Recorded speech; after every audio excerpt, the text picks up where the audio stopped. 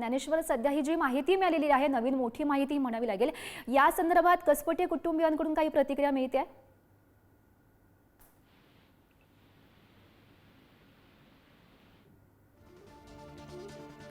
तर काही तांत्रिक कारणास्तव ज्ञानेश्वर यांच्यापर्यंत आवाज पोहोचत नाही। मात्र या प्रकरणातली ही महत्त्वाची आणि मोठी अपडेट म्हणावी लागेल। वैष्णवीने हिनं आत्महत्या केला असा खरं तर बोललं जात होतं, मात्र तिची ही आत्महत्या नाही तर तिची हत्या झाल्याचा सध्या पोलिसांना संशय आहे। कारण वैष्णवीच्या अंगावर, शरीरावर जवळपास 15 ते 20 या मारहाणीच्या खुणा सुद्धा आढळून आलेल्या आहेत। सोबतच तिचा गळा आवळल्यामुळे वैष्णवीचा मृत्यू झाला असा उल्लेख आता पोलिसांच्या रिमांड कॉपीमध्ये करण्यात आलेला आहे। त्यामुळे पुढची नेमकी कारवाई काय होते बघणं सुद्धा महत्त्वाचं असेल। पुन्हा एकदा आमचे प्रतिनिधी ज्ञानेश्वर यांच्याकडे जाऊयात। ज्ञानेश्वर, जी ही माहिती सध्या समोर आलेली आहे त्या माहितीची आता कसपटे कुटुंबियांकडून काही प्रतिक्रिया समोर येते का?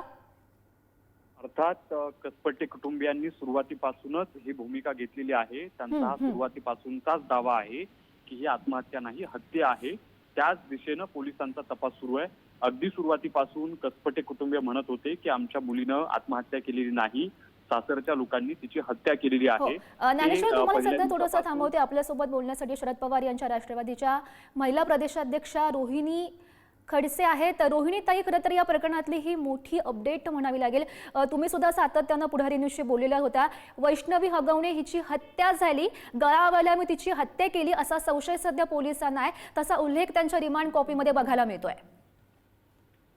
असा उल्लेख असेल तर माझी त्यांना पोलीस यंत्रणेला विनंती आहे की तुमची जी FIR तुम्ही त्यावेळेस बनवलेली आहे, कृपया त्या FIR मध्ये ते कलम ऍड करावे, कारण ह्या कलमांचा उल्लेख FIR मध्ये दिसत नाही।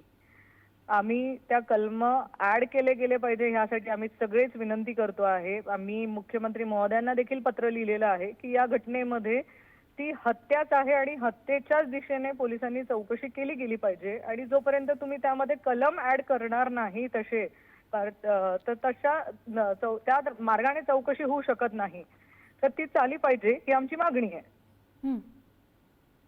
नक्कीच रोहिणीताई, खरं तर तुम्ही सुद्धा सातत्यानं या प्रकरणाशी जोडून होतात। कसपटे कुटुंबियांनी सुद्धा आरोप केलेला होता की तिची आत्महत्या नाही, तिची हत्या केलेली आहे। आता तरी खरं तर वैष्णवीला न्याय मिळेल का? तुमची भूमिका काय असणार आहे आता? नाही, वैष्णवीला न्याय मिळायला अजून खूप दिवस लागतील असं मला वाटतंय, कारण अजूनही तिच्या FIR मधले कलम ऍड केले गेलेले नाहीयेत किंवा अजूनही कुठेतरी पाठबळ मिळतंय का? अजून जी लोक पकडल्या गेली, जी आरोपी पकडल्या गेलेली आहेत, तर तुम्ही जर केस स्ट्रॉंग केली नाही तर त्यांना लगेच 2-3 महिन्यामध्ये जामीन मिळू शकतो। त्याच्यामुळे पोलिसांना तक्रार झाल्यानंतर पोलिसांनी ती तक्रार कठोर त्यांच्यावरती कारवाई होईल या तऱ्हेचे कलम लावले गेले पाहिजेत। आणि जर तुम्ही बघितलं तर वैष्णवीच्या अंगावरती 19 ठिकाणी जखमा झालेल्या आहेत। ज्या जखमांचे फोटो त्यांनी मला काल दाखवले, मी बघितले। खरंच ते सगळं बघताना असं वाटतं आत्महत्या ही असूच शकत नाही। त्या महिलेला आधी छळलं गेलंय, मारहाण झालेली आहे, तिच्या म्हणजे इतकं क्रूरतेने तिला मारहाण केली गेलेली आहे। आणि तिचं 9 महिन्याचं बाळ आहे। त्या 9 महिन्याच्या बाळाला सोडून कुठलीच आई आत्महत्या करू शकत नाही। आपण महिला आहोत, तुम्ही महिला आहे, मी महिला आहे। आपण विचार करा ना, पोटचं 9 महिन्याचं बाळ वाऱ्यावर सोडून आपण आत्महत्या करू शकतो का हो? महिला लढतात, महिला संघर्ष करून काय आयुष्यात संघर्ष करावा लागला तो करतील, पण 9 महिन्याचं बाळ सोडून आत्महत्या करू शकत नाही।